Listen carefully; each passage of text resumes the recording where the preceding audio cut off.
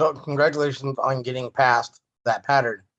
I know it's not easy for everybody, but it's a skill set that you will learn how to do more and more over time. This video, we're going to talk about the falling wedge. The falling wedge is just like a rising wedge, it just goes the other way. And once you're able to see it or you're able to catch it, whether you're, using uh, my style of trading, or if you've moved on, or whatever the case may be, or if you're coming to me for the first time and you're used to using indicators or you're used to using fibs, I'm going to show you a very easy way to see a falling wedge, and it'll start to make sense once you're able to identify it. Let's begin. A falling wedge comes in.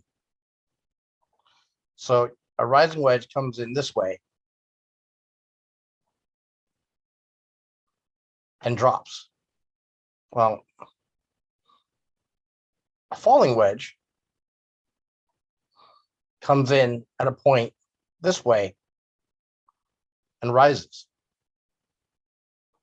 Now, anytime you're looking in the market and you can't figure out, what the market's doing, and you're like, I don't get it, I don't understand it. If you're new, and all you see is, a bunch of squiggly lines, right? Nothing ever really makes sense. All you know so far is, because we're up here on the daily, the D1, you're like, okay, well, I can identify the fact that, it's going up, it's uptrend, but I don't get it. It drops down here, but then it goes up again. This right here is called a trend reversal. It happens in the market on every time frame. That's your trend reversal. But inside of that trend reversal, you have two falling wedges. One is right here. You always go wick to wick. Never cut through anything. Always go from the bottom wick to the top wick. Now, the second one, although it's larger, it's not as predominant. Your second one is here. So going across all the top of the red wicks, and then from this top wick to this bottom wick right here. See how it comes in at a slant? That's your falling wedge. Now, to properly identify it, if you can't see it, like we've discussed on other videos, you want to go to the line chart. That guy right there.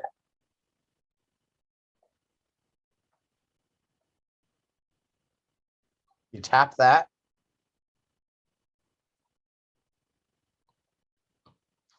And it gives you the highs and lows of the day. It's not technically a cut pattern because it doesn't complete. If it was a cut pattern, it would have came all the way around to this high here. But it doesn't do that. So if you get the lines out and you run it just from the highs and lows of the day, you get a perfect falling wedge. As I drew over here, there's another one over here. So that's a falling wedge. So you've been able to review. And in a later video, we're going to talk about this guy right here. This is what you call a broadening wedge. Broadening wedge is a falling wedge inverted, but we'll cover that in a later video. So now that you're able to identify it on the line chart, go back to your candlestick chart, which is right next to it, right here. You want to tap that button there, and it will show you your chart. And there's your pattern. There's your falling wedge and your inverted or broadening wedge. When you're looking at the market,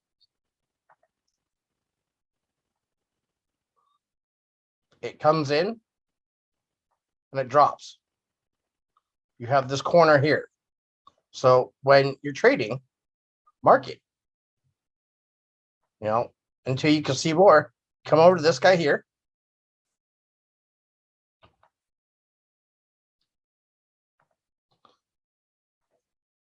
And put it on that corner. It's not going to hurt anything. Just drop a line there. Even if you're on a lower time frame. Because we're way up on the daily. So if you go to the weekly, see how that blue line touches just the very bottom of that weekly low?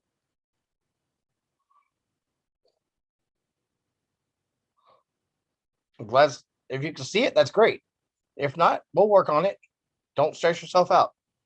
I know there's some people on here that are saying, I don't get it. I don't understand what you're saying. You will. I promise you.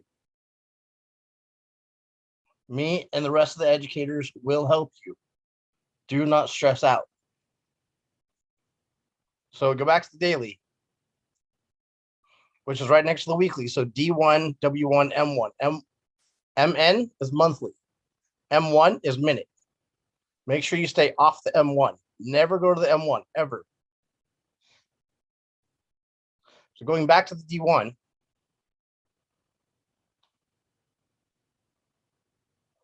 and if pull the chart up, there's one right there, wick to wick.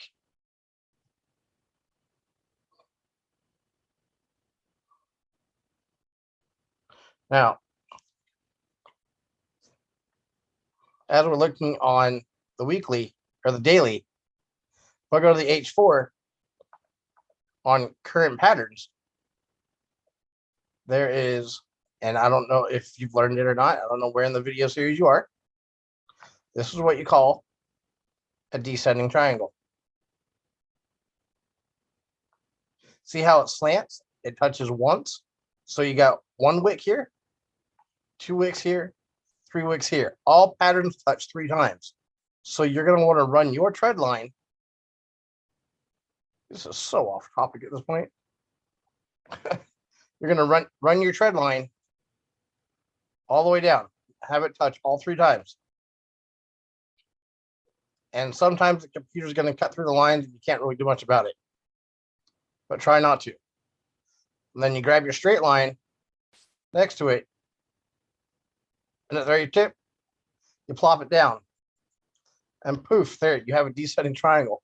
Wow, that is so off topic. Whew. Going back to this.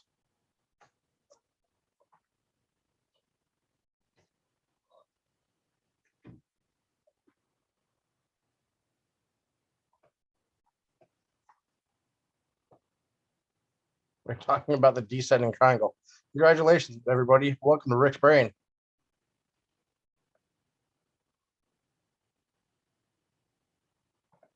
Now, with your line chart, close your eyes for a second. So picture this in your mind. Picture this whole trend in your mind. Now I'm going to put the line chart on. When the line chart pops up, just picture the candle still being there.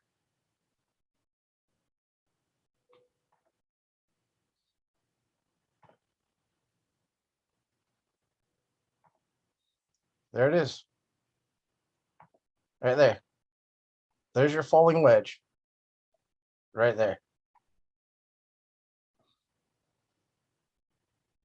Remember how I was telling you on one of the videos? Wedges move the charts around and triangles move the charts up and down.